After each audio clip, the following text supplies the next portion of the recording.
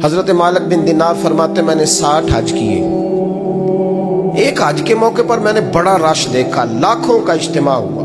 कहते लाखों का मजमा था तो मेरे दिल में ख्याल आया, मैंने कहा अल्लाह इतने लोग आए हैं, इनका हज कबूल भी हुआ कि नहीं। फरमाते मैं सोच रहा था तो रात को ना ख्वाब में मैंने किसी कहने वाले को कहते हुए सुना कि सबका कबूल हो गया। बल्ख का रहने वाला मोहम्मद बिन हारून बल्खी है, उसका हज कबूल नहीं। फरमाते हैं शहरों के अलग-अलग खैमे लगते थे। अब भी आप हज करने जाएं तो पाकिस्तानियों की रिहाइशें अलग होती हैं, इंडियन की अलग, बांग्लादेश के अलग, मिस्री, यमनी, सब लोग अलग-अलग रिहाइशें होती, झंडे लगे होते हैं मुल्कों के। कहते मैंने सवेरे उठ के ढूंढना शुरू कर दिया, ढूंढता हूं वो बंदा मिले। कहते जहां बल्ख शहर के लोग रहते थे वहां चला गया तो मैंने लोगों से पूछा तुम में मोहम्मद बिन हारून बल्खी कौन है। लोग कहने लगे वो तो बड़ा नेक आदमी है, परहेजगार है, बड़े भोले भाले, बड़े अल्लाह वाले, रियाज आपको बस हम ही जानते, वो तो बड़ा नेक है, परहेजगार आदमी। तो मैंने कहा अच्छा कहाँ है। उन्होंने कहा पहाड़ के पीछे उसने खैमा लगाया हुआ है, सारी रात इबादत करता है, सारा दिन रोजा रखता है, कायमुल लैल है, साइमुद दहर है। क्या बात। फरमाते मैं उन लोगों की बात सुन के हैरान हो गया कि मुझे क्या बताया गया, ये क्या कह रहे हैं। फरमाते मैं पहाड़ के पीछे गया। हजरत मालिक बिन दिनार अलैहि रहमा फरमाते हैं जब मैं वहां पहुंचा तो मैंने उस शख्स को मुसल्ले पे बैठे देखा। कसरत इबादत के आसार उसके वजूद पर नजर आ रहे थे, सीधा बाजू उसका कटा हुआ था। फरमाते 2 रकते मुकम्मल करके ना मैंने उससे अस्सलामु अलैकुम कहा तो मुझे कहने लगा वालेकुम सलाम, आप मालिक बिन दिनार हैं। मैंने कहा बड़ी इसकी फिरासत है। फरमाते फिर उसने ठंडी सांस ली, कहने लगा आपको ख्वाब आई होगी कि मेरा हज कबूल नहीं। फरमाते मुझ पर और बिजली गिरी कि क्या कह रहा। मैंने कहा यार लोग भी तेरी तारीफ कर रहे हैं और तेरी बसीरत भी बड़ी है, तो ये माजरा क्या है। कहने लगा आप ना पूछें। ये कह के उसने रोना शुरू किया, देर तक रोता रहा। मैंने कहा नहीं यार तू बता। कहने लगा नहीं आप ना पूछे, आप नाराज हो गए। मैंने कहा मैं नहीं होता, तू बोल ना। कहने लगा हुजूर 24 साल हो गए मुझे हज करते हुए, 24 साल, 24वां हज है मेरा, और हर साल कोई अल्लाह का वली आके बताता है कि जा चला जा तेरा कोई नहीं कबूल।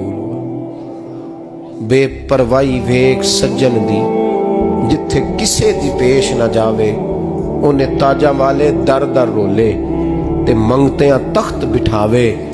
आजम किसे नु कारा मिलदा ही कोई काबे हो खाली आवे। कहते हैं उसने मुझे कहा हुजूर 24वां हज है, हर साल कोई बताता है। मैंने कहा तेरी गलती। कहने लगा मैं अपनी माँ का नाफरमान।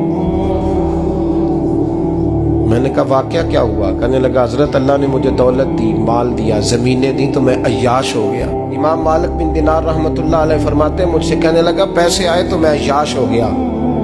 रमजान का महीना था, असर के बाद मेरी अम्मा इफ्तारी की तैयारी कर रही थी, मैं गया, मैंने कहा शराब पी हुई, अम्मा रोटी दे। तो अम्मा कहने लगी शर्म कर, शर्म कर, रोजा रखा नहीं तो जिन्होंने रखा है उनका तो ख्याल कर। कहते अम्मा की बात का मुझे गुस्सा लगा। मैं कहा करता हूं बदनसीब है वो बेटा जिसका बाप उससे बात करते हुए डरता है कि पता नहीं कहां से बोलेगा। बदनसीब नहीं वो बेटा जिसकी माँ उससे बात करते हुए सहम जाती है कि पता नहीं कौन सी बोली बोलेगा। बदनसीब नहीं कि माँ बाप भी जिससे खोल के बात ना कर सके। हजरत मालिक बिन दिनार से कहने लगा अम्मा ने जब कहा ना शर्म कर तो मुझे गुस्सा आया, मैंने माँ को थप्पड़ मारा और मेरी माँ जलते हुए तंदूर में गिरी। लोगों ने मुझे पकड़ के अंदर बंद कर दिया कमरे में। सारी रात मैं शोर सुनता रहा पर नशे में धुत रहा। सवेरे आंख खुली तो मेरी बीवी बैग बांध रही थी। मैंने कहा कहाँ जा रही हो। कहने लगी जो माँ का नहीं बना मेरा कैसे बनेगा। मैंने कहा मेरी अम्मा का वो तो लोगों ने रात को ही दफन कर दी जनाजा पढ़ के। तड़प के कहने लगा मुझे क्यों नहीं बताया। तो कहते हैं लोग कहने लगे तेरी मरती हुई माँ कह गई थी इसे मेरा मुंह ना देखने देना। मेरे जनाजे के करीब ना आए। हजरत मालिक बिन दिनार फरमाते हैं जब उसने ये बात सुनाई तो मैंने भी उसके मुंह पे थप्पड़ मारा। मैंने कहा तो इसी काबिल है। कहते हैं वो रोने लगा, हुजूर दुआ करे अल्लाह मुझसे राजी हो जाए। कहने लगा जब माँ की इंतकाल की खबर मिली तो मैंने कुल्हाड़ी लेके वो हाथ काट दिया जिससे माँ को मारा था। मैंने सारी जायदादें खिरात कर दी। 24 साल हो गए, 24 साल। सारी रात नमाज पढ़ता हूँ, रोजा रखता हूँ, हज करता हूँ, पर हर साल कोई आके कहता है जा दौड़ जा, तेरा कोई नहीं कबूल हुआ। हुजूर दुआ करे मालिक राजी हो जाए। फरमाते मैं थप्पड़ मार के आ गया। मैंने कहा तुझसे राजी हो जाए इतने जालिम से? इमाम मालिक फरमाते रात को आके सोया तो मुझे ख्वाब में रसूल पाक का दीदार हुआ। तो नबी पाक अलैहिस्सलाम ने फरमाया मालिक तू उसे मायूस क्यों कर आया है? अल्लाह तो बड़ा मेहरबान है। कहा हुजूर माँ के नाफरमान को माफी कैसे मिलेगी? तो इमाम मालिक फरमाने लगे नबी करीम ने फरमाया जा उसे जाके बता दे तुझे कयामत में तेरी माँ की वजह से बख्श दिया जाएगा। कहा हुजूर अम्मा की वजह से किस तरह? तो महबूब फरमाने लगे इसकी माँ कयामत में इसके खिलाफ मुकदमा दायर करेगी रब करीम की अदालत में। ए अल्लाह मैंने 9 माह पेट में रखा, दर्द सह के इसे जना, जिगर का खून पिला के पाला और इसी ने मुझे कत्ल किया। रब करीम इसकी माँ का मुकदमा सुन के कहेगा उठाओ इसको दोज़ख में फेंको, इसने माँ जलाई थी इसे भी जलाओ।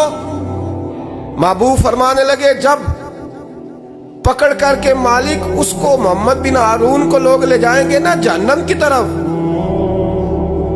अभी फरिश्ते घसीटेंगे ही तो पलट के फिर अम्मा की तरफ देखेगा और दूसरी दफा फिर घसीटेंगे तो पलट के देखेगा और तीसरी दफा फिर पलट के कहेगा अम्मा ये मुझे जलाने लगे, अम्मा ये जहन्नम में फेंकने लगे। मेरे हबीब फरमाने लगे वो जल के मरने वाली माँ वहां भी बोल पड़ेगी, कहेगी या अल्लाह चल मैंने माफ किया तू भी माफ कर दे। ऐ अल्लाह मैंने माफ किया तू भी माफ कर दे, अल्लाह तू माफ कर दे इसे।